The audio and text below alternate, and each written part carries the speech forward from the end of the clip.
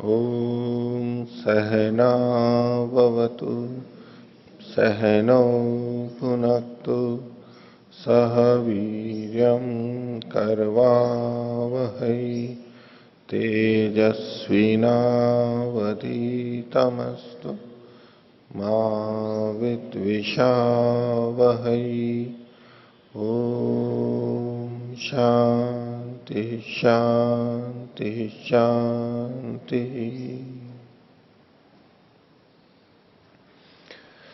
मीमांसा दर्शन की 84वीं कक्षा, मीमांसा दर्शन के द्वितीय अध्याय का प्रथम पाठ चल रहा है और उसमें हम 7वें अधिकरण का और पाठ का 32वां सूत्र देख रहे थे।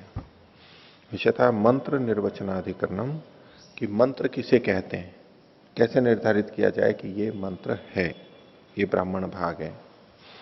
तो उस विषय में कुछ बातें हमने देखी थी और पीछे भी एक अधिकरण देखा था हमने, मंत्रों का अविधायकत्व। तो पिछले पाठ में से किन्हीं को कुछ पूछना है तो पूछ सकते हैं। हाँ। आचार्य जी, पृष्ठ संख्या 408। 408 हाँ। और सूत्र संख्या 31। हाँ। उसके भाष्य में ऊपर से तीसरी पंक्ति, ये हेतु दिया है कुतः विहितत्वाद गोदानस्य दक्षिणा विधाने गोयागस्य तो अनुबंधायाम कर्मांतरम भविष्यति चेन्न। ये स्पष्ट नहीं हुआ जी। कर्मांतरम को तो आगे लीजिए, पहले इतनी सी बात देखते हैं जो हेतु है एक पंक्ति में, जो है एक वाक्य में। तो पूछा था कि गोदान और गोयाग को बताने के लिए है, न विधातुम, इनके विधान के लिए नहीं है। क्यों नहीं है विधान के लिए? विहितत्वात्, विहित होने से। इनका विधान तो ब्राह्मण वचन से हो चुका है। तो जब ब्राह्मण वचन से विधान हो गया है और मंत्र भी वहां पर उपस्थित है, तो मंत्र विधान तो नहीं करेगा, क्योंकि विधान के लिए ही दो चीजें तो आ नहीं सकती। अब इसको केवल कर्मकांड की दृष्टि से देखना, और दो तरह के वचन मिल रहे हैं। ब्राह्मण वचन भी ऐसा करो और फिर क्रिया हो रही है और उस समय मंत्र बोला जा रहा है, तो पहले विधान कर दिया है ब्राह्मण वचन से ऐसा करो, ठीक है। अब मंत्र भी आ रहा है, तो पहले विहित हो चुका है, विहितत्व। किसका विधान किया? तो गोदान का विधान किया। कहां किया? दक्षिणा के विधान में। जहां दक्षिणा का विधान है वहां गोदान का विधान पहले से कर दिया है ब्राह्मण वचन में। अब उसके संदर्भ में अगर वेद मंत्र आता है तो वो विधायक के रूप में नहीं रखा जाएगा, वो केवल अभिधान के रूप में रखा जाएगा। इसी तरह से गो से संबंधित जो याग है वो उसका भी विधान कर दिया है ब्राह्मण वचन से। कहां किया है? तो अनुबंध्यायाम, अनुबंध्या पशु के अंदर वहां पर विधान किया हुआ है, विहित हो चुका है। इसलिए जो वहां मंत्र हैं वो विधायक नहीं होंगे, वो केवल अभिधायक होंगे। ये किस संदर्भ में देख रहे हैं आप? केवल कर्मकांड के संदर्भ में। और वहां जो लिखा हुआ है ब्राह्मण ग्रंथों में, ब्राह्मण वाक्य भी है और मंत्र भाग भी है। ये जो विनियोग कर रखे हैं मंत्रों के, इसके इधर उधर जाके मत देखना। अभी इस दृष्टि से ब्राह्मण वचन विधायक हो गया, तो मंत्र भाग विधायक नहीं होगा, अभिधायक होगा केवल, और उसका कर्म का स्मारक होगा। हो गया इतना बस। अब आगे देखिए, कर्मांतरम भविष्यति इति चेतन। अगर कोई ये कहने लगे कि मंत्र में जो बात कही गई है उसको भी हम विधान ही मानेंगे, मंत्र को भी विधायक ही मानेंगे। मंत्र को विधायक क्यों नहीं मान रहा था सिद्धांती? कि ब्राह्मण वचन से विधान हो चुका है पहले, और जो पहले विधान हो चुका है उसका पुनः विधान नहीं होगा। इसीलिए तो था कि पुनरावृत्ति नहीं होती है। विधान एक बार हो चुका है तो दोबारा विधान नहीं होगा। अब अगर पूर्व पक्षी ये कहे कि ठीक है, ब्राह्मण से जो विधान हुआ हो गया, मंत्र से भी हम विधान मान लेंगे, मंत्र से हम भिन्न कर्म का विधान मान लेंगे। जिस कर्म का विधान ब्राह्मण वचन से हुआ है उस कर्म का विधान नहीं मानेंगे, भिन्न कर्म का विधान मान लेंगे, कर्मांतर का विधान मान लेंगे। यदि ब्राह्मण वचन से विहित कर्म का ही विधान वेद मंत्र से माना जाए तो दोष आ रहा था ना। हम कहेंगे भिन्न कर्म का विधान है ये तो, कर्मांतरम, कर्मांतर माने कर्मांतरम भविष्यति इति चेत। मंत्र भाग से जो विहित किया गया है वो कर्मांतर हो जाएगा, कर्मांतर मान लिया जाएगा। ऐसा करे तो दोष नहीं आएगा, ऐसा अगर कहे तो उसके लिए फिर आगे उत्तर दिया गया। ठीक है। और लोकेश, तो उसी पृष्ठ पर सूत्र संख्या 31 में नीचे से दूसरी पंक्ति, स्तुत्यर्थ कल्पनायाम अपनी अनर्थक्यम, ये अनर्थक्य किस रूप में?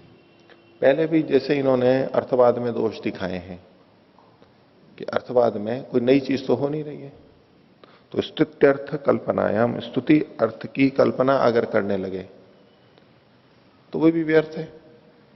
कारण क्या बताया इन्होंने कि ब्राह्मण भाग से स्तुति सहित विधि कर दी गई है। जो इन्होंने आगे लिखा ना, सार्थवाद के न परिसमाप्ते न वाक्य न, वाक्य कब समाप्त होता है? विधि भाग हो गया और अर्थवाद भी आ गया, उसके साथ में वो वाक्य समाप्त होता है। वाक्य ही वाक्य था, विधि की गई फिर अर्थवाद भी किया गया, वो कुल मिलाकर के एक वाक्य बनेगा ना। वाक्य की परिसमाप्ति कब मानी जाएगी?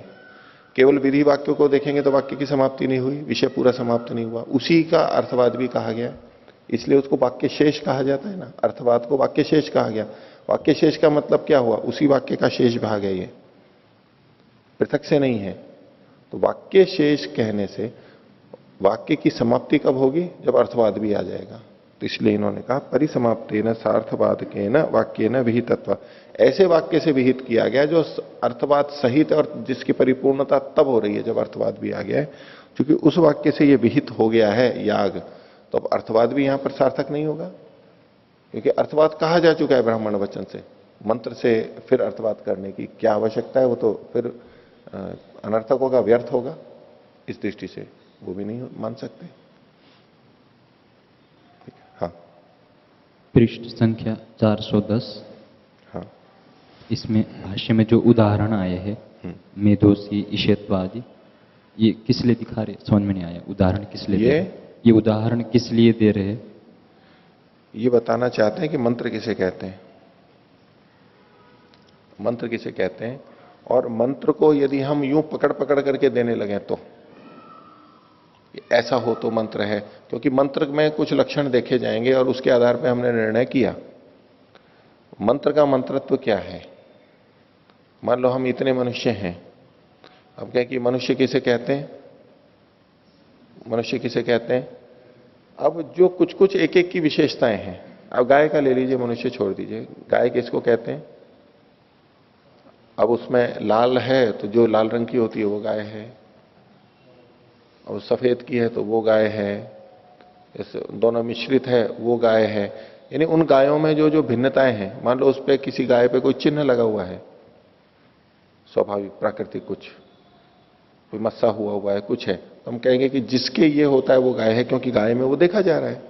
विलक्षण तो वही करेंगे ना जो उसमें देखा जाता हो, लेकिन वो कुछ में ही देखा जा रहा है और उसको भी लक्षण में ले लिया है। लक्षण वैसे वो होता है जो सब में देखा जाता हो, पूरी जाति में देखा जाता हो, उसको हम लक्षण के रूप में प्रस्तुत करते हैं। लेकिन वैसा ना करके कुछ कुछ में अगर देखा जा रहा है, उसको लेकर के जब हम लक्षण का प्रयास करते हैं, समझाने का प्रयास करते हैं, जो उस तरह का विचार है कि ये अंत में है, ऐसे कुछ मंत्र हैं, बोले इसको भी मंत्र कहेंगे। जहां ये आता है, इसका समर्थन नहीं किया जा रहा है कि ये मंत्र का लक्षण है। ऐसा कुछ लोग कहते हैं, कह सकते हैं। इन्होंने तो कहा तच्चोदकेषु मंत्राख्या। अब देखो इनका तो पूरा भाव यही है ना, शुरू में भी 14 लक्षणों अर्थो धर्म, वहां जो है चोदक शब्द जो आता है, तो इसके अंदर ये प्रेरणा, कर्म के प्रेरक ही तो कहते हैं। उनका तात्पर्य ये होता है ना, मंत्र के प्रेरक, ऐसे ही तो वचन आया है ना यहां पर। यद्यपि विधि निषेध आदि ये सब भी कहा जाता है साथ में, लेकिन कर्म के प्रेरक है। ठीक। एक जो पिछली कक्षा में हमने ये देखा था कि मंत्र का अविधायकत्व है, छठा अधिकरण। ये यद्यपि कर्मकांड से जुड़ी हुई बात है और उसको वहीं तक ही लें हम, इसको भाष्य को पढ़ते हुए, इनका अभिप्राय तो वहीं तक ही है। कर्मकांड में दोनों तरह के वचन मिल रहे हैं और वहीं केवल देखना है हमें। ये और कोई प्रश्न नहीं करना है इसमें कि ब्राह्मण वचन तो बाद में आए हैं, वेद तो पहले से है, तो वेद तो विधायक होगा, ऐसा कुछ नहीं कहना है। यहां जिस संदर्भ में इन्होंने लिया है वहीं उतरे में इसको लेंगे। अब उसके अतिरिक्त जो बात मैंने आपको कही थी कि मंत्र को यहां अविधायक कहा है, यानी अविधायक हैं, विधान तो नहीं करते लेकिन अभिधायक हैं, कहने वाले हैं। इस बात को यदि हम अन्य क्रियाओं के संदर्भ में भी लागू करें, करना चाहें, तो कैसे देख सकते हैं? उसका जो विचार रखा था उसमें कि कर्म की स्वतंत्रता चूंकि परमात्मा ने दे रखी है, इसमें और कोई हेतु नहीं था कि ब्राह्मण वचनों में कह दिया गया है इन सब बातों को इसलिए ये होंगे, ऐसा वहां नहीं लगेगा। परमात्मा ने कर्म की स्वतंत्रता दे रखी है और हमें कर्म करने में वो हाथ पकड़ के रोकता नहीं है और हाथ पकड़ के करवाता भी नहीं है, इसमें हम स्वतंत्र हैं। और परमात्मा ने जो हमें बातें लिखी हैं कर्तव्य अकर्तव्य, वो इस भावना से लिखी हैं, बताई हैं कि इसमें वो स्वतंत्र है।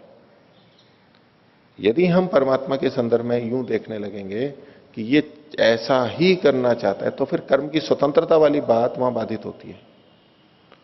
परमात्मा कर्म की स्वतंत्रता का भाव भी बनाए रखे हुए है अपने अंदर, और साथ में कुछ कह भी रहा है, तो दोनों को मिश्रित करके ही वो कह रहा होगा।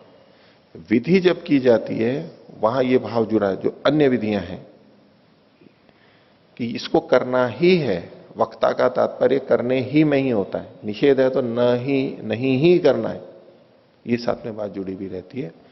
और चूंकि हमें ये पता है कि परमात्मा के विधि विधान है, उसके विपरीत जब हम करते हैं तो दंड विपरीत करते हैं, यूं कहिए कि परमात्मा दंड व्यवस्था भी देखता है, कर्मफल व्यवस्था भी देखता है, वो देता है। तो वो भी चीज जोड़ते हुए जब हम देखेंगे तो प्रेरणा से भी दंड या पुरस्कार, पाप पुण्य फल, वो भी जुड़ा हुआ हम देखेंगे। इसलिए विधि में भी जब हम देखते हैं पाप पुण्य करने ना करने पे दंड आदि होता है, और उधर भी देख रहे हैं, तो इस आधार पर यहां निर्णय नहीं किया जा सकता। निर्णय दूसरी बातों के आधार पर होगा। और परमात्मा ने जो बात कही हमें करना चाहिए ना करना चाहिए, उसकी बात हमने नहीं मानी, इतने मात्र का दंड ना समझ के उसको, वैसा न करने पर जो हम अन्यों की हानि कर देते हैं या अन्यों का लाभ कर देते हैं करने न करने से, उसके आधार पर पाप पुण्य हमारा बनता है, न कि केवल उसके मानने न मानने में।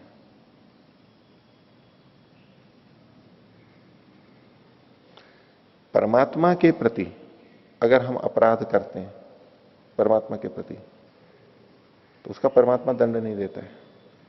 परमात्मा की बात को नहीं मानने मात्र से वो हमें दंड देगा, ऐसा नहीं। परमात्मा की बात न मानने से जो अन्य प्राणियों के प्रति अपराध हो जाता है हमारा, उसका दंड है।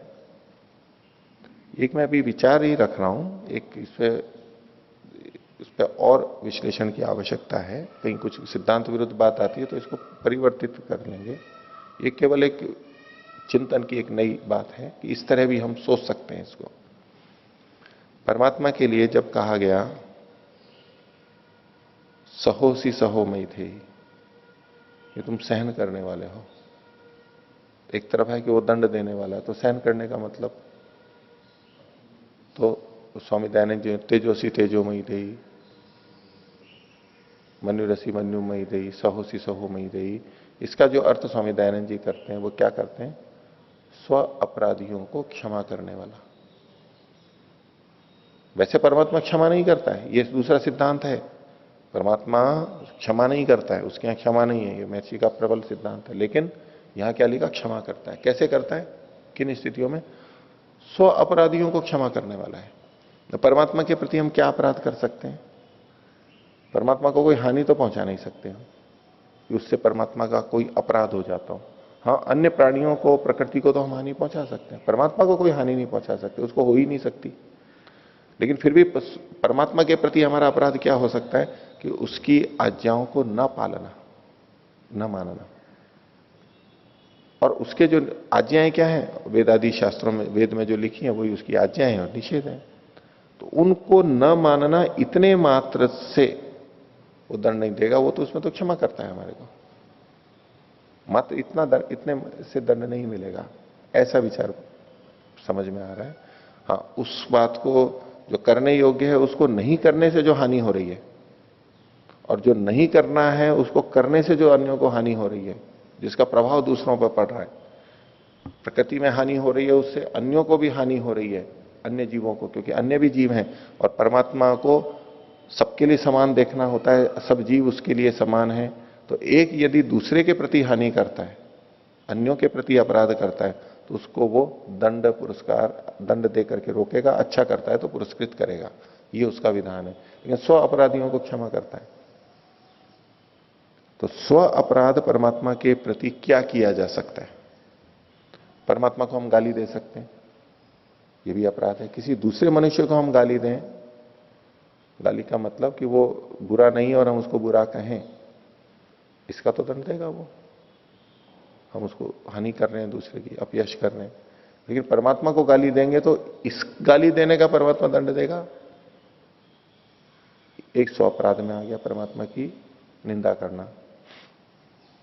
हाँ, इस परमात्मा की निंदा करने से एक तो है हम अकेले बैठ के निंदा कर रहे हैं, एक है कि हम दूसरों को भी परमात्मा की निंदा करके परमात्मा से विमुख कर रहे हैं। अब ये एक अलग बात हो गई है। हमने परमात्मा की निंदा की इसलिए वो दंड नहीं दे रहा है, हमने परमात्मा की निंदा करके अन्यों को परमात्मा से विमुख किया जिससे कि उनकी भी हानि होगी, इस बात का दंड है। क्योंकि अन्यों के प्रति अपराध कर रहा है वो, दूसरों को गलत सूचना दे करके। तो परमात्मा के प्रति अपराध एक तो निंदा आदि हो सकता है, दूसरा उसकी बात को न मानना भी उसके प्रति अपराध है। वो परमात्मा के प्रति अपराध है और उसको वो क्षमा करता है। क्षमा का मतलब ये होगा कि वो उसको दंड नहीं देगा। अब क्षमा का दूसरा अर्थ भी होता है, व्याकरण वाले या दूसरे भी कहने लगेंगे भी क्षमा का मतलब होता है क्षमो से सहन है, सहन करना। सहन करना क्या होगा? भी किसी ने परमात्मा के प्रति अपराध किया तो उससे दुखी नहीं होगा, उद्विग्न नहीं होगा, ईर्ष्या द्वेष में नहीं आएगा, यही तो सहन करना हुआ। वो जैसा है वैसा ही रहेगा। अगर ये अर्थ करते हैं तो ये तो स्व अपराधियों में ही क्या, परापराध भी जो करते हैं हम अन्य जीवों के प्रति, उसमें भी परमात्मा कोई दुखी होता है क्या? सहन तो उसको भी कर रहा है वो। इसलिए क्षमा का अर्थ जो सहन करना है कि हमारे में कोई अंतर नहीं आ रहा है, ये सहन करना है, ये अर्थ यहां नहीं घट सकता। क्योंकि ये तो स्व अपराधी नहीं, पर अपराधियों में भी वो की वही बात है परमात्मा में। तो अंतर तो देखना ही होगा। स्व अपराधियों को क्षमा करने वाला यानी पर अपराधियों को क्षमा नहीं करता है वो, जीवों के प्रति जो अपराध है उसको क्षमा नहीं करता। ये ध्वनि आ रही है इसमें वाक्यार्थबोध में, स्व अपराधियों को क्षमा करने वाला है। और वो क्षमा यही हो सकता है कि उसके प्रति जब हम उसकी बात नहीं मानते हैं या उसको गाली देते हैं तब वो उसका दंड नहीं देता है और उधर दंड देता है। यही उसका सहना, ये उसका क्षमा करना दंड न देने के रूप में ही आ सकता है। सुखी दुखी ना होना, दुखी ना होना, क्षुभित ना होना, इस अर्थ में तो ले ही नहीं सकते हैं वहां पर। तो उससे भी हम एक संकेत ले सकते हैं। विचारणीय बात है, एक और इस पर विचार कर सकते हैं। कोई किन्हीं शास्त्र के वचनों से विरोध आ रहा है तो उसको फिर देखेंगे और उन शास्त्रों के वचनों की भी अगर इस संदर्भ में विशेष व्याख्या करनी पड़े कि नहीं, अब तक हम उनका अलग अर्थ समझते थे इसलिए विरोधी रखते हैं वो, तो अगर ये सिद्धांत ठीक लगता है उसकी भी व्याख्या अगर इसके अनुरूप हो सकती है तो वो की जाएगी, की जा सकती है। लेकिन उसकी कोई व्याख्या नहीं हो सकती, सीधे सीधे इसके विरुद्ध में आ रहा है, मुख्य अर्थ में ही कहा जा रहा है और विरोध आ रहा है, तो फिर इस पर और विचार करेंगे। ये गलत है, ऐसा नहीं होना चाहिए। ठीक है, तो आगे का पाठ देखते हैं। पृष्ठ संख्या 411 है।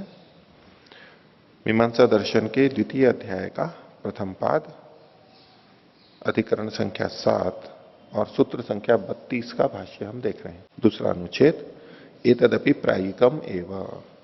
पीछे जो कहा था मेधो असी इत्यवम आदयो अस्यंता, असी अंत वाले हैं, तो बोले ये तो भी प्रायिक है। प्रायिक का मतलब है हमेशा सब जगह नहीं मिलता है, बहुत जगह मिल जाएगा, अनेक जगह मिल जाएगा, लेकिन सब जगह नहीं मिलेगा ये लक्षण। इसलिए इसको अंतिम लक्षण नहीं कह सकते। लक्षण वैसे वो होना चाहिए जो सब जगह मिल जाए। मंत्र नाम की जो जो चीज है, जो जो भाग है, उनमें सब जगह घटना चाहिए, वो उसकी अव्याप्ति नहीं होनी चाहिए। जो मंत्र हैं उनमें उनमें वो कहीं ना घटे, ऐसा नहीं होना चाहिए। तो इन्होंने कहा ये तो प्रायिक है, उसके लिए उदाहरण दिए। असी मध्या अपी च मंत्रा भवंती। उधर कहा था कि असी अंत वाले मंत्र होते हैं, बोले असी मध्य वाले भी तो मंत्र होते हैं। ईट्यश्च असी वंद्यश्च वाजिन।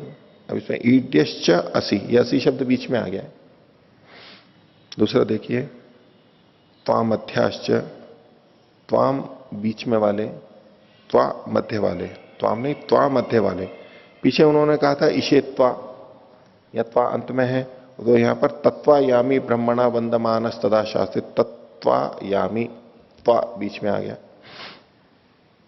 आशीर ब्राह्मणम अपि, पीछे कहा था कि इन्होंने आशी जो है वो वेद, आशी जहां होती है वो मंत्र होते हैं, बोले आशी तो ब्राह्मण वचनों में भी मिलता है। सो अकामयत प्रजा सृजेय इति, उसने कामना की कि मैं प्रजा की रचना करूं। इच्छा, आशी मतलब इच्छा, आशीर्वाद नहीं है, ये वाद शब्द नहीं है, केवल आशी है, इच्छा। स्तुतिरपि, बोले स्तुति को आपने कहा था कि मंत्र में है, स्तुति जहां हो वो मंत्र है, तो स्तुति तो ब्राह्मण वचनों में भी है। वायुर्वही क्षेपिष्ठा देवता, ये ब्राह्मण में भी है। आगे प्रलाप, प्रलाप भी बोले ब्राह्मण वचनों में भी देखा जाता है। न चैतद विद्मो यदि ब्राह्मणा वा स्मो अब्राह्मणा स्मो वा इति, ये प्रलाप है जिसमें अपने गोत्र का कथन करना होता है कि भाई मैं, और ब्राह्मण अपने को बताना होता है, तो बोले कि हम ये नहीं जानते कि हम ब्राह्मण हैं या नहीं है, ये एक तरह का प्रलाप है।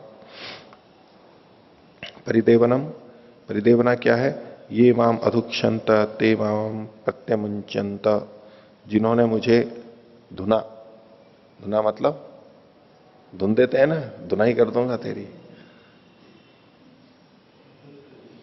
क्या होता है धुनाई करना, वैसे पिटाई करना, वास्तव में धुनाई किसकी होती है, रुई की, कपास की धुनाई होती है, धुन धुन करके उसको फैला देते हैं ना वो उसमें भी काटना पीटना सब चलता है, तो वो यहां पर आ गया। लेकिन ते माम अधुक्षंत, माम अधुक्षंत ते माम प्रत्यमुच्यंत, जिन्होंने मुझे धुना और उन्होंने मुझे छोड़ दिया, त्याग कर दिया, धुन धुना करके त्याग कर दिया। प्रईश अमुत सोमम आहार, यहां से सोम को लेकर के आओ। अमुत, अमुत मतलब वहां से, द्व्युलोक से, एक तो यह है उतः, अमुत वहां से दूसरी जगह से, तो उसको द्व्युलोक के रूप में अर्थ लिया, द्व्युलोक से सोम को लेकर के आओ। अन्वेषणम, इह वा स इह वा, वो यहां है या यहां है, ऐसे ये अन्वेषण हो रहा है। प्रश्न है, वेद कर्णवतीम सूर्मिम, कर्णवती सूर्मी को जानते हो,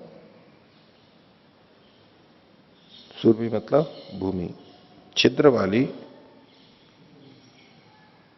सच्चिद्र जो भूमि है, कर्णवती छिद्र वाली भूमि को जानते हो, यह प्रश्न किया जा रहा है। वेदा सीधा नहीं लिखा है यहां पर, लेकिन जानते हो, वेदा मतलब प्रश्न के रूप में है। प्रतिवचनम विद्मो वा, जानते हैं हम, विकल्प रूप में नहीं, कथन विद्मा, उनका जानते हो, जानते हैं, ये प्रतिवचन कहा जा रहा है उसको। अनुषंग हृदय से अग्रे अवद्यति अथ जिह्वाया अथ वक्षस, हृदय के अग्रभाग से वहां पर अवदान करता है, और फिर उसको जीभ से और फिर वक्ष से यह अवदान करता है। तो ये अनुषंग है, एक बात कही फिर यहां भी ऐसा यहां भी ऐसा, उससे जुड़ी हुई बात है, यह अनुषंग हो गया। ये ब्राह्मण वचनों में भी आ रहा है। प्रयोग त्रिस्वरियन चातुर्स्वरियन चैति, ये प्रयोग भी ब्राह्मण ग्रंथों में देखा जाता है, 3 स्वर 4 स्वर। और सामर्थ्यम, सामर्थ्य भी देखा जाता है, श्रुवेण अवद्यति द्रवेशु इति, श्रुवेण अवद्यति आया, यहां अर्थ कैसे जुड़ेगा, सामर्थ्य से, जैसे पीछे आया ये द्रव में ही घटेगा, पिंड आदि में या पूर्णाश में, और उसमें नहीं घटेगा इत्यादि। तो ये सारा का सारा वर्णन देखा हमने। एक जो ये त्रैस्वरीय और चातुर्स्वरीय है, इसमें युधिष्ठिर जी ने तो जो लिखा है कि एक श्रुति को भी एक स्वर मान करके, और इन्होंने 3 की जगह 4 किया, उदात्त, अनुदात्त और स्वरित, और इसको एक श्रुति को भी माना है। ऐसा कई बार ये विचार की बात होती है, कई जने इसका निषेध भी करते हैं कि बोले एक श्रुति तो कोई स्वर ही नहीं है, उदात्त अनुदात्त स्वरित तो स्वर हैं, लेकिन एक श्रुति तो कोई स्वर नहीं है। तो एक पक्ष में एक श्रुति को स्वर माना जाता है, एक पक्ष में उसको एक श्रुति को स्वर नहीं माना जाएगा। क्या विचार बनता है महाभाष्य की दृष्टि से या वैसे व्याकरण की दृष्टि से, एक श्रुति को स्वर माने या ना माने?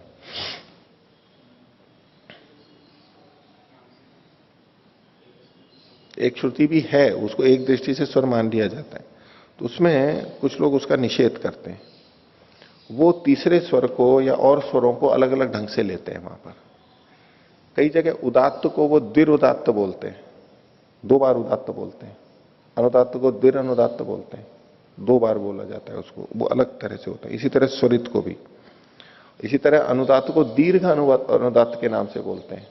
2 बार बोलते हैं या दीर्घ कर देते हैं उस अनुदात को, और दीर्घ स्वरित कर देते हैं। इस तरह के शब्दों का प्रयोग करके वो कई तरह के स्वर बताते हैं। इसके लिए उदाहरण देखिए, मान लीजिए हम अग्निमीड़े शब्द लेते हैं, अग्निमीड़े पुरोहितम, इसको लेते हैं। ये लोग कैसे बोलते हैं? अग्निमीड़े, एक तो है अग्निमीड़े, एक है अग्निमीड़े। तो मी भी बोला और ई भी बोला, अग्निमीड़े, इसको स्वरित करते हैं। अब ये जो दोबारा बोला गया है, इसको 2 बार बोला गया है, इसको दीर्घ स्वरित के नाम से ये लोग बोलते हैं, अग्निमीड़े। ये स्वरित है यहां पर अग्निमीड़े में, अग्निमीड़े का जो ई है ये स्वरित है, तो इसको दीर्घ स्वरित के नाम से बोलते हैं। और इसके लिए दीर्घ स्वरित में स्वरित के 2 चिन्ह लगा देते हैं हम। जैसे स्वरित का एक डंडा ऊपर से नीचे वाला जो होता है, जैसे यजुर्वेद में होता है, चिन्ह अलग अलग होते हैं अलग अलग जगह पे, ये तो निर्धारित है। सदा यही वाला स्वरित नहीं होता है, खड़ा वाला अनुदात का सदा नीचे पड़ा हुआ नहीं होता है, अलग अलग निर्धारित किए हुए होते हैं। तो जहां पर ये स्वरित वाला एक है, वहां पर दीर्घ स्वरित करना है तो 2 चिन्ह लगा देते हैं उस जगह पे। ये तो चिन्ह प्रकार है समझने के लिए। इसी तरह से दीर्घ अनुदात, जैसे अग्नि पूर्वे भी ऋषि भी रेडियो नूतन रुता सदैवा एह वक्षति, ऋग्वेद का ही आगे का मंत्र है, प्रारंभ का ही। तो अग्नि पूर्वे भी ऋषि भी रेडियो नूतन रुता, ईड्यो जो है, ईड्यो का जो यो है वो अनुदात है। ईड्यो नीचे आता है अनुदात में, तो उसको वो क्या करते हैं, ईड्यो, यानी यो जो बोला था उसको ओ और बोलते हैं, लेकिन बोलते हैं अनुदात हैं वो। अग्निमीड़े में तो ई था, वो स्वरित था, तो स्वरित के रूप में 2 बार बोल देते हैं। इसमें अनुदात तो बोलते हैं लेकिन 2 बार बोलते हैं, ईड्यो नूतन, तो अनुदात को 2 बार बोला है। इसी तरह से जैसे स्वाहा को बोलते हैं लोग, स्वाहा 2 बार बोलते हैं उसको। हम लोग यहां जैसे बोलते हैं स्वाहा, ऐसे बोलते हैं। यहां जो बोला जाता है स्वर के अनुसार स्वाहा को अंत में ऊंचा ले जाते हैं क्योंकि वो स्वरित है। कई जने स्वाहा बोलते हैं स्वाहा स्वाहा, ऐसा अन्य तरीके से बोलते हैं ना कई बार स्वाहा को अलग ढंग से। अब उसमें स्वाहा को हा को नीचे ले आते हैं, यानी स्वरित नहीं रखते हैं, या तो अनुदात ले आते हैं या उदात ले आते हैं। तो इसमें स्वाहा इस तरह से जो बोला है, तो उसको ये लोग जब उसको दीर्घ स्वरित करते हैं तो स्वाहा ऐसे बोलते हैं।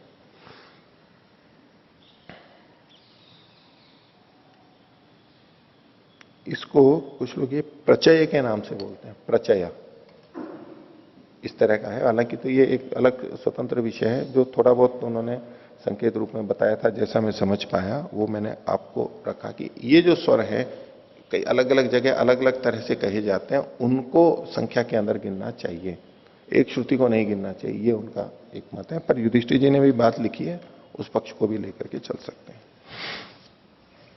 तो वापस यहां आ जाइए 412 पर।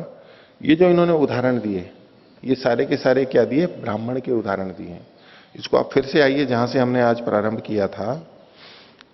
तो एतदपि प्रायिकम एवं करके जो कहा गया इन्होंने, तो असीमध्या अपि च मंत्रा भवंती त्वामध्याश्च, ये जो उदाहरण दिए गए ये वेद के मंत्रों में ही के ही उदाहरण दिए गए। ये अंत वाले ही नहीं, असी और त्वा अंत वाले ही नहीं होते, मध्य वाले भी होते, अंदर ही बताया गया। ये अव्याप्ति दिखा रहे हैं एक तरह से कि देखो त्वा अंत में नहीं आया, यहां पर त्वा अंत में आना चाहिए था, असी अंत में आना चाहिए, वो नहीं हुआ। और जो दूसरी बातें कही थी कि वेद में आशी होता है, ये होता है, तो बोले ये तो ब्राह्मणों में भी कहा जा रहा है। ये जो आगे कहा ना आशीर ब्राह्मणम अपी, ये ब्राह्मणम अपी आगे तक की चीजों में लगाएंगे हम। ये अतिव्याप्ति को दिखाया जा रहा है कि आपने कहा आशी के आधार पर आप अगर इसका कथन मानेंगे कि ये मंत्र है, तो ये तो वहां ब्राह्मणों में भी दिखाई दे रहा है। ये प्रायिक के रूप में कहा कि ये निश्चित रूप से कथन नहीं हुआ। तो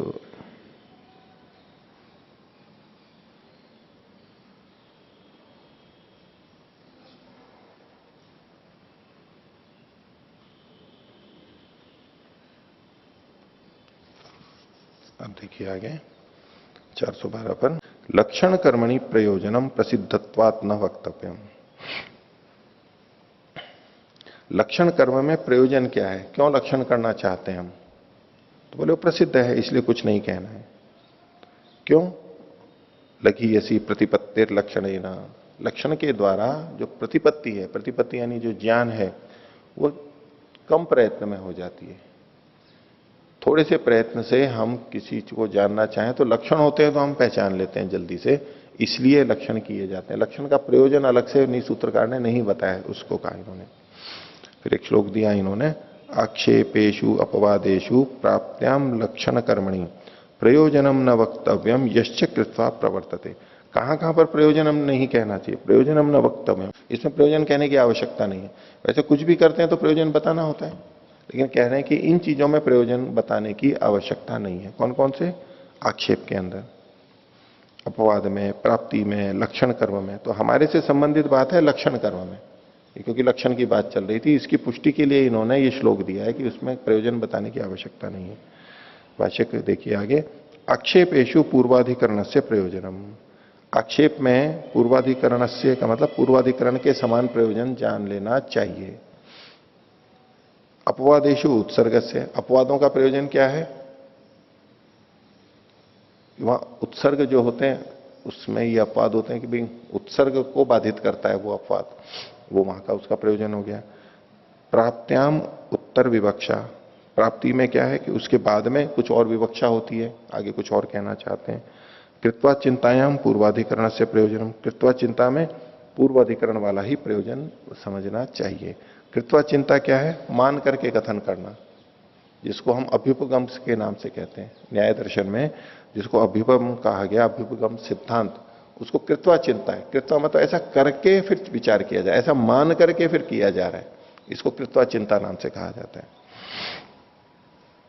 आगे, अस्ति वेदे मंत्र शब्द यस्याम यस्य अयम अर्थ परीक्षिता। वेद में भी मंत्र शब्द मिलता है जिसके लिए ये अर्थ की परीक्षा की गई, यानी वेद में भी मंत्र शब्द हमें प्राप्त होता है। इसको यूं कही, ऐसा नहीं कहिए, वेद में भी मंत्र, वेद के विषय में, वेद मतलब वेद के विषय में मंत्र शब्द का प्रयोग देखा जाता है। वेद के विषय में मंत्र शब्द का प्रयोग देखा जाता है, जिसका यह अर्थ परीक्षित की, जो परीक्षा की गई अभी, उसके अर्थ की परीक्षा की गई कि मंत्र किसे कहते हैं। वेद के विषय में, विषय सप्तमी। आगे उसके लिए कहा, अहे बुद्धिय मंत्रम में गोपाय। ये जो वचन है ये तैत्तिरीय ब्राह्मण का इन्होंने दिया है।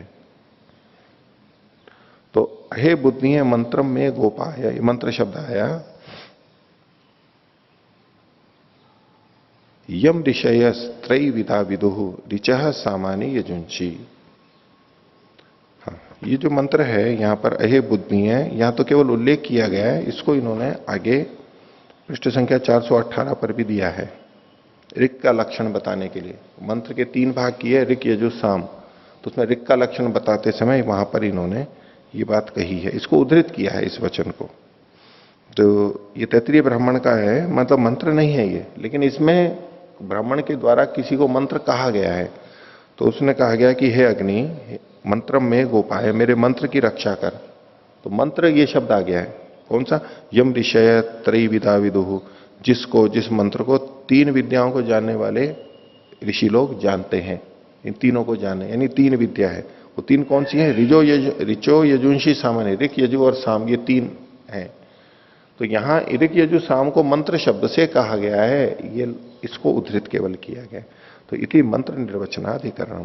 तो इसमें मुख्य अभिप्राय ये बनेगा कि अभियुक्त लोग जिसको मंत्र कहते हैं उसी को मंत्र कहा जाएगा।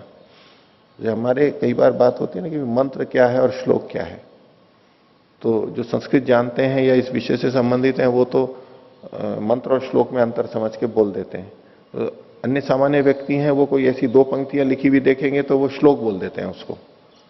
वेद का होता है लेकिन उसको वो श्लोक नाम से बोल देते हैं।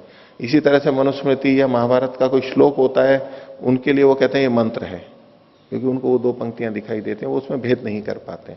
तो अभियुक्त लोग, जानकार, अच्छी तरह जानने वाले, जिन चीजों को मंत्र शब्द से कहते हैं उनको मंत्र जानना चाहिए। और दूसरा इनका चोदकेशु मंत्राख्या, तच्चोदकेशु मंत्राख्या, कर्म के प्रेरक जो वचन है उसको, और ये प्रायिक है। अब कोई चोदक वचन और ब्राह्मण ग्रंथों में या अन्य सामान्य व्यक्ति का पौरुषेय देखने लगेंगे तो वहां ये नहीं घटेगा, वो अतिव्याप्ति हो जाएगी। इसलिए ये ऐसा लक्षण नहीं है। उसके लिए अभियुक्त लोग जो कहते हैं, परंपरा से जिसको मंत्र कहा जा रहा है बस वही मंत्र है, यही अपौरुषेय है, ये अन्य कोई आप लक्षण नहीं कर सकते इसके लिए, ये इनका अभिप्राय हुआ।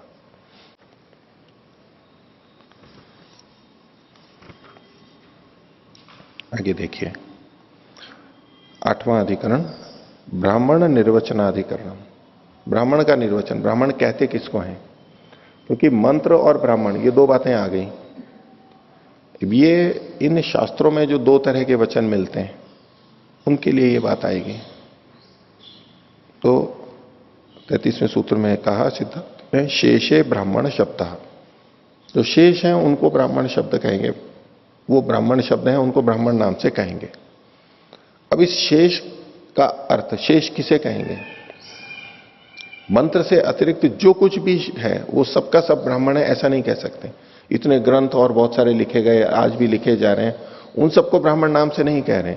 जिनको विचार की कोटि में लिया था इन्होंने कि इनमें से कौन सा मंत्र है और कौन सा ब्राह्मण है, जैसे कि ब्राह्मण ग्रंथों में मिलता है, मंत्र भी है, मंत्र भाग भी है, ब्राह्मण भाग भी है, बस वहीं पर ये देखना है हमें कि जिनको अभियुक्त लोग कहते हैं ये मंत्र है वो तो मंत्र है, और जिसको बाकी जो बचा हुआ है वो सारा ब्राह्मण भाग है, बाकी जगह के लिए लागू नहीं होगा। ये एक विशेष संदर्भ में ही कहा गया, शेषे ब्राह्मण शब्द। इस सूत्र को उठा करके कोई अन्य जगह भी कहने लगे कि ये सब भी ब्राह्मण ही हो गए, तो सूत्रकार ऐसा कह रहे हैं, जैमिनी जी ऐसा कह रहे हैं, वो गलत अर्थ निकल जाएगा। ऐसे देखिए था, किम लक्षणम ब्राह्मणम, ब्राह्मण का लक्षण क्या है? मंत्राश्च ब्राह्मणंच वेद, मंत्र और ब्राह्मण को इन्होंने वेद शब्द से कहा गया है, वेद शब्द से कहा। ये लोग कहते हैं, अन्य भी कई शास्त्रों में मिलता है। हम जो यहां बात करते हैं वेद मतलब तो हम मंत्र भाग की बात करते हैं, जो 4 मूल संहिताएं उसको वेद कहते हैं, बाकी को वेद नहीं कहते। ये अपने अपने शास्त्र में वेद एक संज्ञा रखते हैं, उसमें मंत्र और ब्राह्मण और मंत्र दोनों को वेद शब्द से ये कहते हैं, इनकी अपनी ये परिभाषा है। तत्र मंत्र लक्षणे उक्ते परिशेष सिद्धत्वाद ब्राह्मण लक्षणम अवचनीयम, जहां मंत्र के लक्षण के कह दिए जाने पर परिशेष से ही सिद्ध हो गया कि जो बचा है वो ब्राह्मण है, इसलिए ब्राह्मण का लक्षण अवचनीय है, कहने की आवश्यकता नहीं है। ठीक है, इसलिए कह दिया शेषे ब्राह्मण शब्द। मंत्र लक्षण वचने नैव सिद्धम, मंत्र का लक्षण कहने से ही सिद्ध हो गया। अब वहां 2 ही चीजें हैं उस परिपेक्ष, और कुछ है ही नहीं वहां पर। यस्यै तल लक्षणम न भवति तत् ब्राह्मणम इति परिशेष सिद्धम ब्राह्मणम, जिसका यस्य एतत् लक्षणम न भवति, जिसका वो यानी मंत्र वाला लक्षण नहीं होता है वह ब्राह्मण होता है, यह परिशेष सिद्ध है ब्राह्मण। इतना इन्होंने सूत्र को खोल दिया। अब कहते हैं वृत्तिकारस्तु, वृत्तिकार तो कुछ और भी बातें कह रहा है, जैसे वृत्तिकार ने वहां पर भी कहा था अलग अलग संकेत देते हुए कि त्वा अंत वाले या ये वाले असी अंत वाले ऐसे ऐसे जो होते हैं उनको हम मंत्र कहेंगे, वही कुछ और बातें यहां पर कह रहे हैं। वो किस लिए कह रहे हैं? वृत्तिकारस्तु शिष्य हितार्थम प्रपंचितवान, शिष्य के हित के लिए, शिष्यों के हित के लिए उन्होंने इसको खोल दिया, विस्तार कर दिया, प्रपंच ही है उसका लक्षण जो कह दिया गया, यानी शेषे ब्राह्मण शब्द, वो तो वहां भी घटेगा। तो कैसे कहा? इतिकरण बहुलम, ब्राह्मण वचन होते हैं उसमें इतिकरण की बहुलता होती है, अधिकता होती है। इति शब्द वहां पर बार बार आता है, ये लक्षण है उसका। तो जैसे कि इशेत्वेति बर्हिरादत्ते, यहां लिखा नहीं है लेकिन ऐसे उदाहरण है, आगे विवरण में युधिष्ठिर जी ने कुछ लिखे हैं।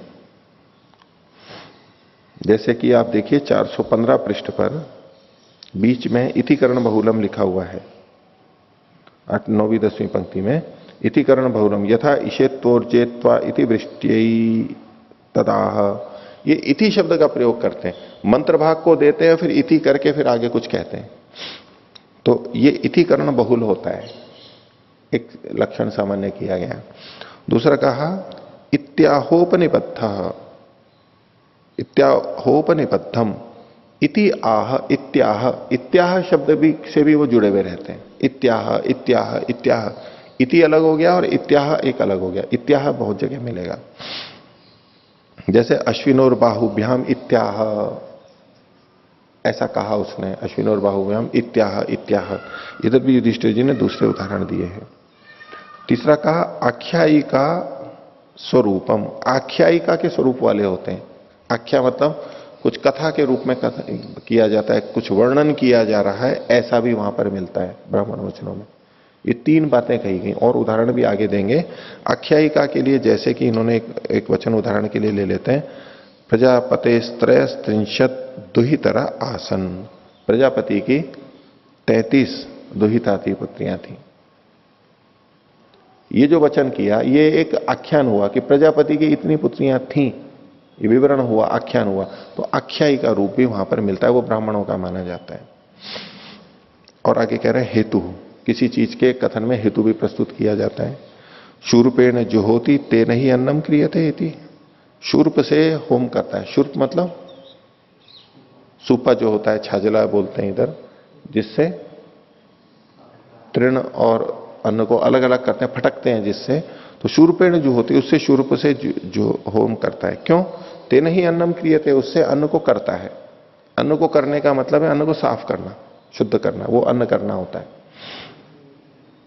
ये हेतु के रूप में आ गया ना, उससे अन्न किया जाता है, शूर्प से जो होता है उससे अन्न किया जाता है, ये हेतु ही आ गया, हेतु कथन ना होते हुए भी। निर्वचनम तद्दतनो दधित्वम, कुछ और वर्णन करते, दधि का दधित्व है, वर्णन कुछ आगे आ गया तो ये निर्वचन हो गया। निंदा उपवीता व एतस्याग्नयः, इसकी सारी अग्नियां उपवीत हो गई है, यानी क्षीण हो गई है, निर्वीर्य हो गई है, निस्तेज हो गई है, मंद पड़ गई हैं। प्रशंसा वायुर्वई क्षेपिष्ठा देवता, वायु क्षेपिष्ठ देवता है, ये प्रशंसा की गई, ये ब्राह्मण वचन है। आगे संशय होतव्यम गार्हपत्य न होतव्यम, गार्हपत्य में होतव्यम होम करना चाहिए, न होतव्यम नहीं करना चाहिए, ये दोनों बातें आ गई। होम करना चाहिए या नहीं करना चाहिए, संशय हो गया। विधि यजमान सम्मितो, यजमान सम्मित उदुम्बरी भवती, यजमान सम्मिता उदुम्बरी भवती, उदुम्बरी जो एक काष्ठ होता है लंबा, उदुम्बर पेड़ का बना हुआ, वो कैसा होता है? यजमान के जितना लंबा होता है, ये विधि हो गई। प्रकृति माशान में पचता, मेरे लिए माश पकाओ। प्रकृति, दूसरों ने कुछ कहा फिर इसने कुछ, वो ऐसा कहते हैं, वो ऐसा कहते हैं, ये जो प्रकृति है उसमें मेरे लिए माश बनाओ, दूसरे के लिए कुछ और बनेगा। पुराकल्प उल्मुकैर स्म पूर्वे समाजगमुहु, उल्मुकैर ह के ऊपर रेफ लगा लीजिए। उल्मुख कहते हैं अंगारों को, उनके साथ में पूर्वे, पूर्व के लोग आए, अंगारों को साथ लेकर के आए, अपने साथ में चले। अब ये अंगारों के साथ में आए, अभी हम यूं सोचते हैं कि अंगारों के साथ आए का क्या मतलब हुआ, कोई व्यवहार में हम देखते हैं क्या अंगारों के साथ लाना? कोई व्यक्ति आ रहा है और अंगारे साथ में लेकर के आ रहा है, हमें कोई व्यवहार नजर नहीं आता है, यहां पर बड़ा विचित्र लगता है।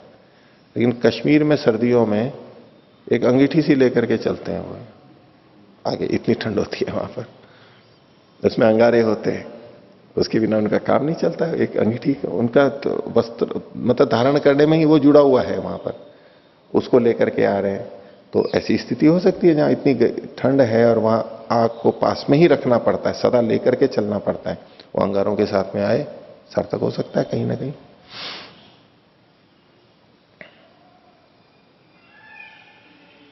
आगे देखिए, व्यवधारण कल्पना निश्चय करना वहां पर ये या ये में, तो यावतो अश्वान प्रतिगृहणीयात, तो जितने अश्वों का प्रतिग्रह करे, प्रतिग्रह करे मतलब दान लेवे। प्रतिग्रह का मतलब, ग्रह का मतलब लेना, और प्रतिग्रह का मतलब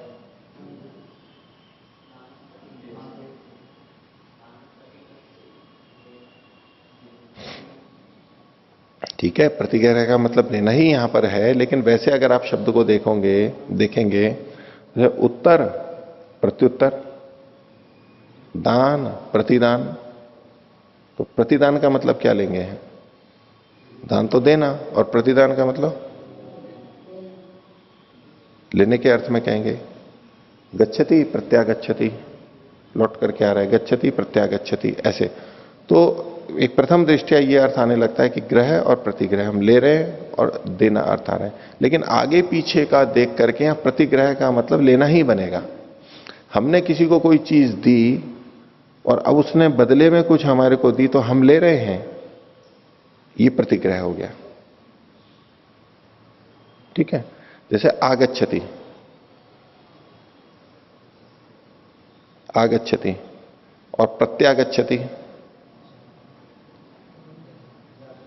आगच्छति मतलब आता है, और प्रत्यागच्छति जाकर के आ रहा है।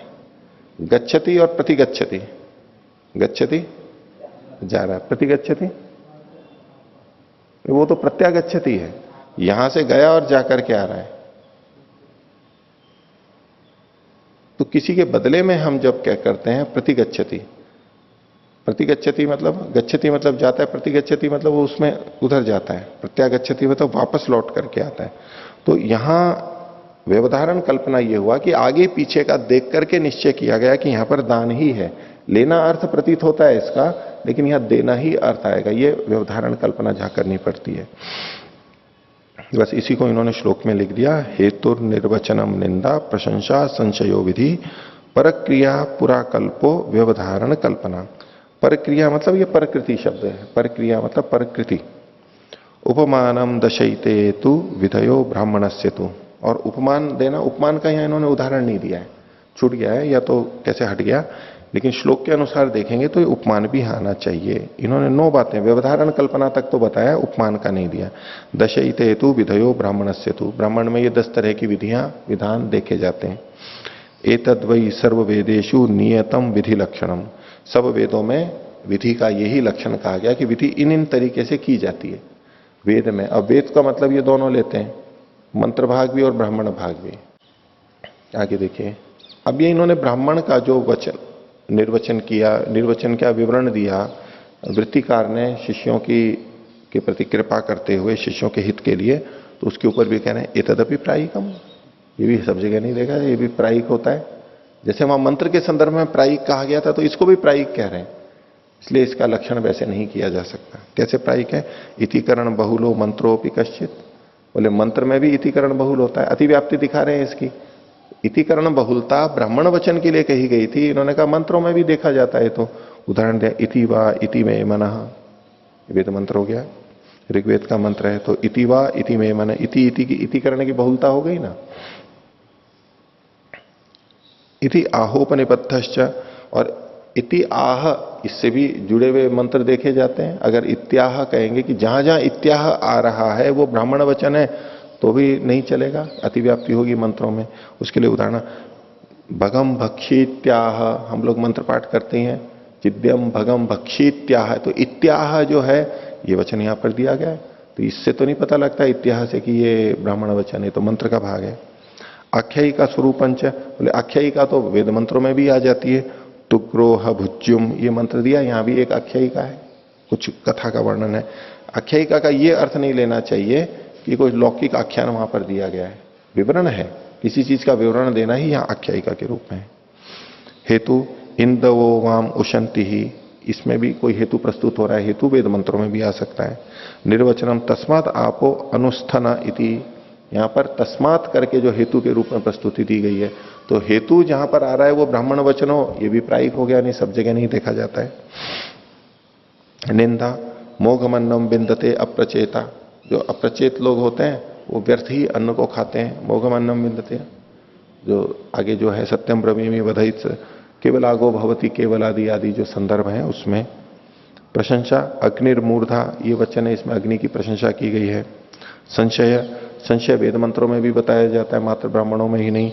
अधस्विदासीद ऊपरी स्विदासीद, ये नीचे था या ऊपर था, अब ये जो अधस्वित करके जो कहा ये संशयी तो है, सृष्टि की रचना के संदर्भ में, तो इसको इतने मात्र से हम इसको ब्राह्मण नहीं कह सकते।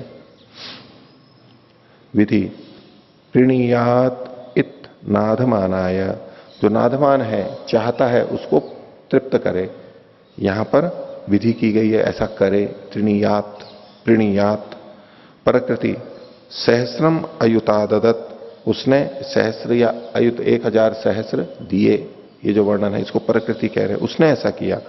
पूरा कल्प, ऐसा बहुत पहले ऐसा हुआ। यज्ञ ने यज्ञम अयजंत देवा, देवों ने यज्ञ से यज्ञ का यजन किया, यज्ञ से यज्ञ को पूरा किया, इत्यादि जो वर्णन है ये पूरा कल्प। तो इति ब्राह्मण निर्वचनाधिकरणम, ये ब्राह्मण का निर्वचन हुआ। तो जो वृत्तिकार ने समझने के लिए कुछ बातें कही थी उसके अपवाद भी हैं, ये प्रायिक कथन है, मोटा मोटा है भाई, हाँ इससे समझ लेना चाहिए। मुख्य बात तो ये आएगी कि अभियुक्त लोग जिसको मंत्र कहते हैं उसको मंत्र मानेंगे, और अन्य लोग जिसको उससे अतिरिक्त जो है वो ब्राह्मण भाग माना जाएगा। लेकिन फिर भी हमें कुछ कुछ इन वर्णनों से प्रायिक होते हुए भी इससे हमें बहुत सारी जगह तो निश्चय हो ही जाता है कि ये ब्राह्मण वचन है और ये मंत्र का भाग है, लेकिन कुछ जगह जहां होता है वो हम संदर्भ से देख के समझ करके देख सकते हैं, प्रायिक ही है। आगे अगला अधिकरण है उहादि अमंत्रताधिकरणम। पीछे दो चीजें तो हो गई, मंत्र और ब्राह्मण, उसके अलावा कई चीजें ऊह किया जाता है, उसमें परिवर्तन करके बोला जाता है। तो जो परिवर्तन करके बोला जाता है उसको मंत्र माने या ना माने, इसमें इनका सिद्धांत है कि उसको मंत्र नहीं मानेंगे। मंत्र वही होगा जैसा कि वहां पढ़ा गया है, वही मंत्र का कहलाएगा। अगर हमने ऊह कर दिया है तो अब इसको मंत्र नहीं कहेंगे। तो ऊह आदि अमंत्रताधिकरणम। तो ऊह प्रवर नामेशु नामधेयेषु संशय मंत्रा उतनाइति। तो एक तो ऊह है और आदि शब्द से इन्होंने प्रवर नाम है, जो प्रवर हमारे कुल गोत्र वगैरह को बताने के लिए बोला जाता है, वहां प्रवरों का नाम लिया जाता है, हमारे जो श्रेष्ठ लोग हैं उनका कथन। उन सब में जो वहां वचन होते हैं बोले वो भी वो मंत्र हैं या नहीं है। तो अभिधायकत्वात् मंत्रा इति प्राप्ते ब्रूमा। तो पीछे जो मंत्र का कहा था कि मंत्र अभिधायक होते हैं, बोले ये भी अभिधान किया जा रहा है, कुछ ना कुछ कथन किया जा रहा है, तो उस लक्षण के आधार पर इनकी भी मंत्र संज्ञा प्राप्त हो रही है। तो उसके लिए वो आगे कह रहे हैं अनामनातेषु अमंत्रत्वम आमनातेषु ही विभाग। जो अनामनाथ है, जो वहां पर पढ़े नहीं गए हैं, उनमें तो अमंत्रत्व है, वो मंत्र नहीं है क्योंकि वहां पढ़े ही नहीं गए हैं। और आमनातेषु, और जो वहां पर पढ़े गए हैं उसमें हमने केवल विभाग किया है कि ये ब्राह्मण है और ये मंत्र है, ये मंत्र है ये ब्राह्मण है। जो ये सारी विवेचना है कि ये मंत्र है या ब्राह्मण है, वहां जो आमनाथ है शास्त्र में जो पढ़े गए हैं उसी के लिए है।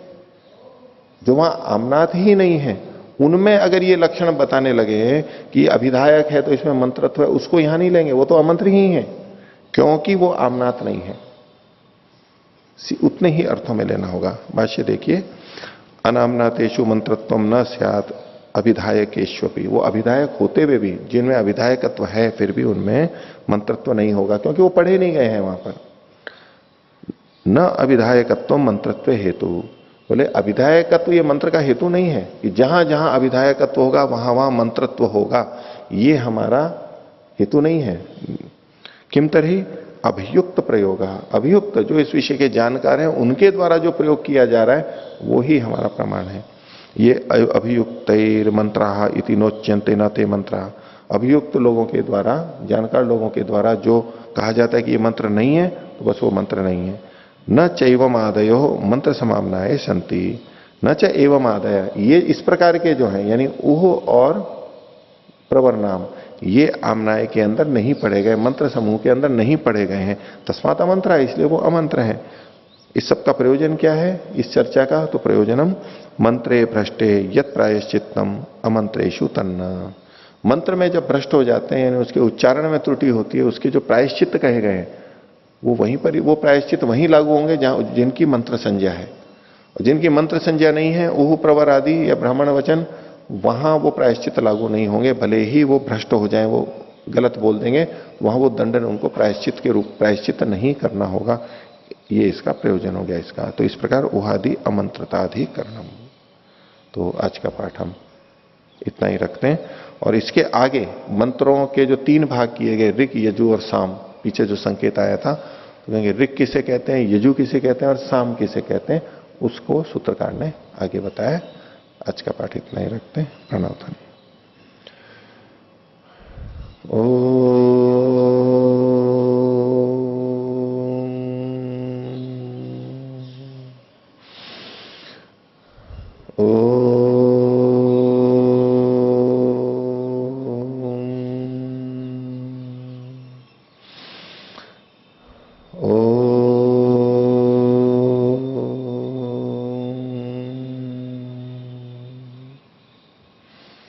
सभी को सतर अभिवादन।